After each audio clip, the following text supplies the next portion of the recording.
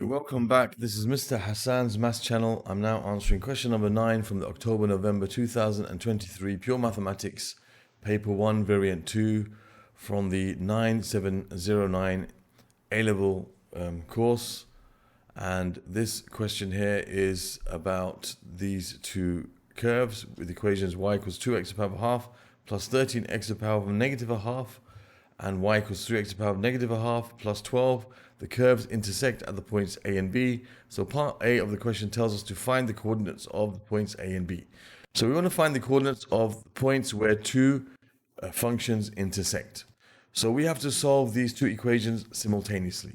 So the first equation, I'm going to write them as like in index form where the power is not negative. So I'm going to write this as 3 divided by x to the power of a half plus 12.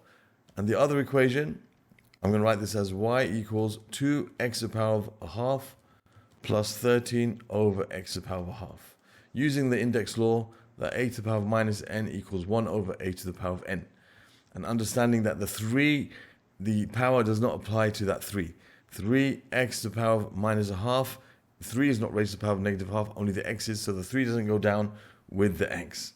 Okay, the 3 stays on the numerator. This is like 3 times x to the power of negative a half, which is 3 times 1 over x to the power of a half. So it's 3 over x to the power of a half. So that's something that's important, where some students do have problems with their laws of indices. So now, how do I solve a pair of equations simultaneously? Well, the comprehensive way to think about it is that you take one of the equations and substitute the other one into it. So what I'm going to do here is I'm going to take this y, and I'm going to replace the y with what y equals from the other equation. Because y equals this, and this y can be replaced by that. So therefore, I can write as my next step, 3 over x to the power of a half equals, plus 12. Plus 12 is equal to 2x to the power of a half plus 13 over x to the power of a half. Now, to solve this equation, what I would like to do is to get rid of all the fractions. So I'm going to take the whole equation and multiply by x to the power of a half. So basically, I'm multiplying this side by x to the power of a half, and I'm also multiplying this side of the equation by x to the power of a half. Multiplying both sides of the equation by the same thing. So what will happen here is this x to the power of a half will cancel in the first. So x to the power of a half times this will give you 3. Then I'll have plus. Then I'll be 12 times x to the power of a half equals. Now when I multiply x to the power of a half by 2x to the power of a half, 2x to the power of a half multiplied by x to the power of a half. When I have two numbers in index form, I must add their powers when I multiply them if they have the same base. So this is like 2 times x to the power of a half plus a half. So you end up with 2x to the power of 1, which is 2x.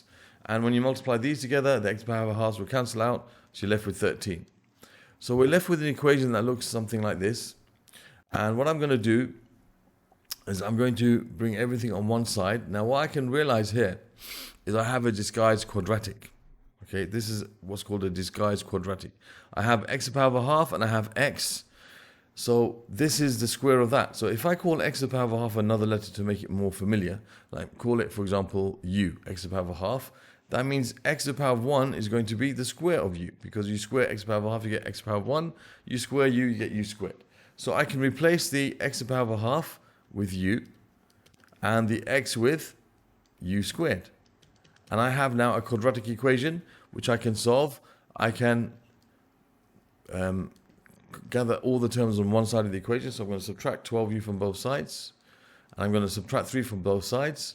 So I end up with an equation that's 2u squared minus 12u plus 10 equals 0. I can make it a bit simpler, divide both sides of the equation by 2.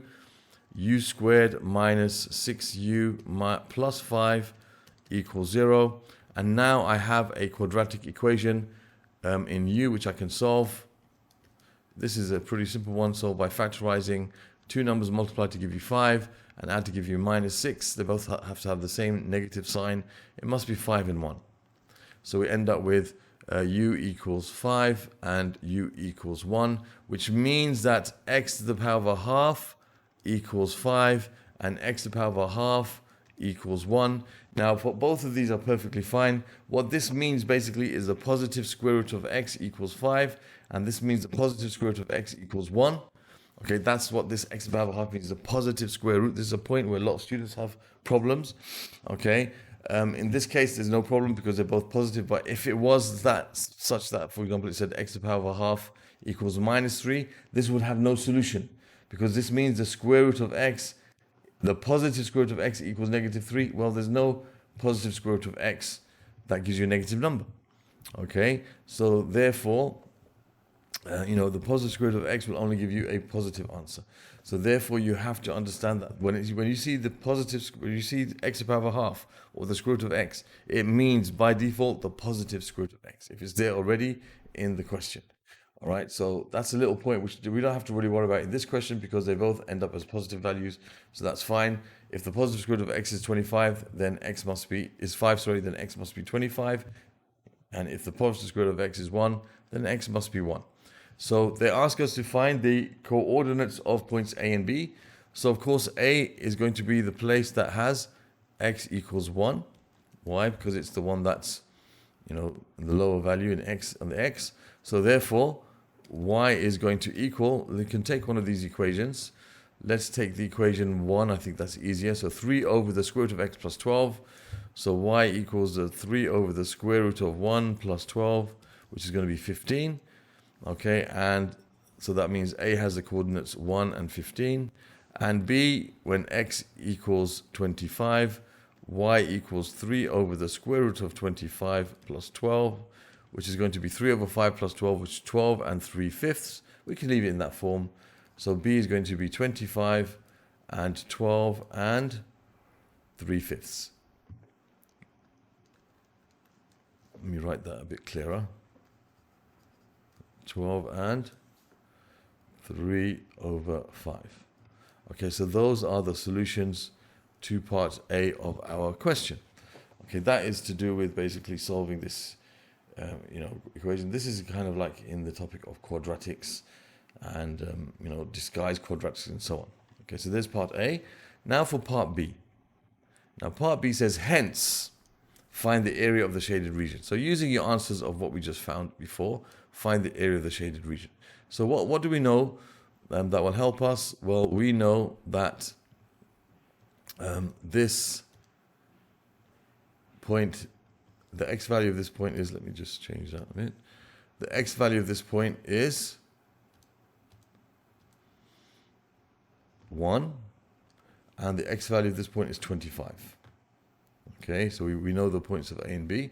So this is where x equals 1, and this is where x equals 25.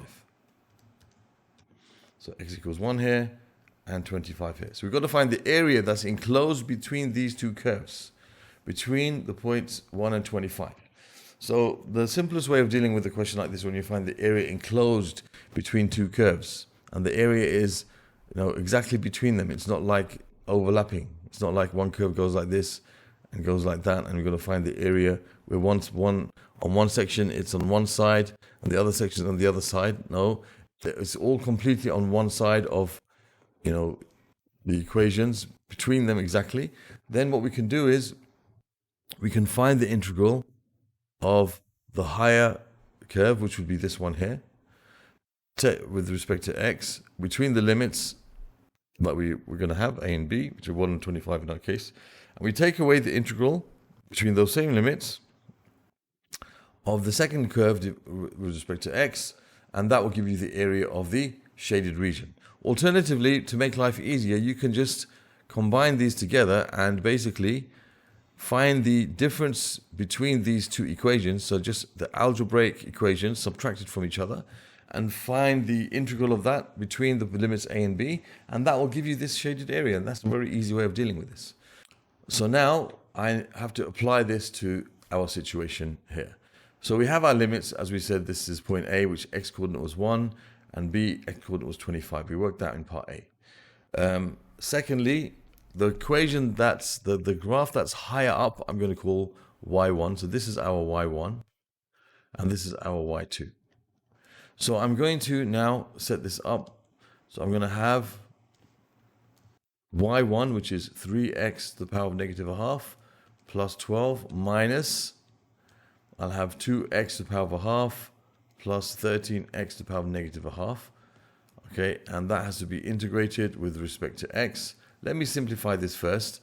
So we're going to have, let's start off with writing this as, and the limits, as I said, were between 1 and 25. Between 1 and 25. So 1 and 25, 1 and 25. So you're going to have, let's write the 12 first. Then you're going to have 3x to the power of minus a half, minus 13x to the power of minus a half, which is going to be minus 10x to the power of negative a half, and 12 minus nothing. Well, actually, 12 we've already dealt with. And then we're going to have a minus 2x to the power of a half with respect to x. So that's these things subtracted. So I had the 12 on its own. There's no like terms with it. These two are like terms. So I had 3x to the power minus a half minus 13x to the power minus a half. And I was left with then this negative 2x to the power half on its own. So these are the terms now I need to integrate and evaluate between those limits. So now when I start integrating, I change the integral sign for a bracket sign. So don't keep writing the integral sign. All right. This means I'm going to integrate this with respect to x. Once you've integrated it, you don't write the integral sign because it's like you're saying, I'm going to integrate this again. No, you want to integrate it. Once you integrated it, you change this to a square bracket. So 12, when you integrate it, it just gains an x with respect to x. The 10x to the power of negative a half, you add 1 to the power.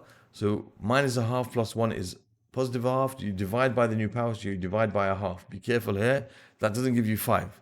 That's 10 divided by a half, which is 10 times 2, which is going to give you 20. So be very careful here. Don't just write down 5 because you think it's going to be 5. Write down 10 divided by a half and think about when you divide by a fraction, you multiply by its reciprocal. So it's 10 times 2.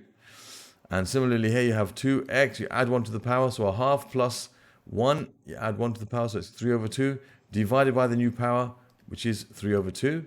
I'm going to write it like that for now. And then I'll put my limits now at the end of those square brackets once you've integrated. Now I can try to simplify this a little bit. This is 12x. This is going to be minus 20x to the power of a half. And this is going to be, remember, when you have 2 divided by 3 over 2, it's like you multiply by the reciprocal, so it's 4 over 3. So this is going to give you minus 4 over 3, x to the power of 3 over 2, and your limits are 25 and 1.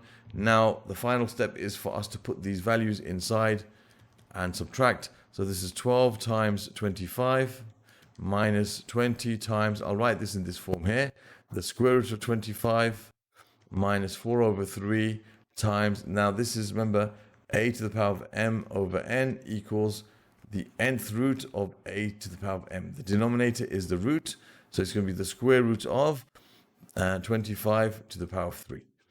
Okay, and that's when you put 25 in there. Then you got to put 1 in there, so I'll put minus, and then this is going to give me 12. When I put 1, these are all going to just become, these x to the power of a half will be 1, x to the power of 3 over 2 will be 1, because if you raise 1 to any power and find the root of 1, you're always going to get 1. So this is 12 minus 20 times 1 minus 4 over 3 times 1. And now we can then try to simplify this. So 4 times 25 is 100.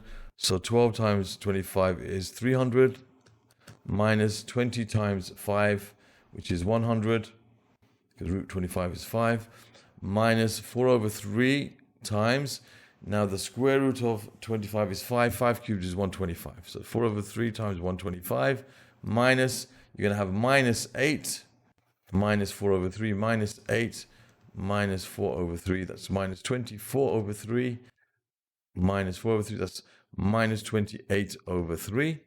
So now we're going to have 200 minus, that's going to be 200 over 3. Let me just use the calculator now. We're going to have 200 minus 4 times 125 over 3. That's 100 over 3 plus 28 over 3. That's 128 over 3, of course.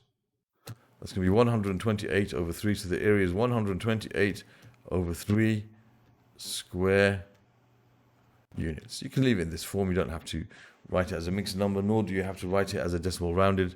It's best to leave it in exact form. Even if they don't tell you to, that's fine. Hence, find the area of the shaded region. So there we have the answer to question number 9. Was it 9? Part B. And that concludes this question from this paper, October, November 2023.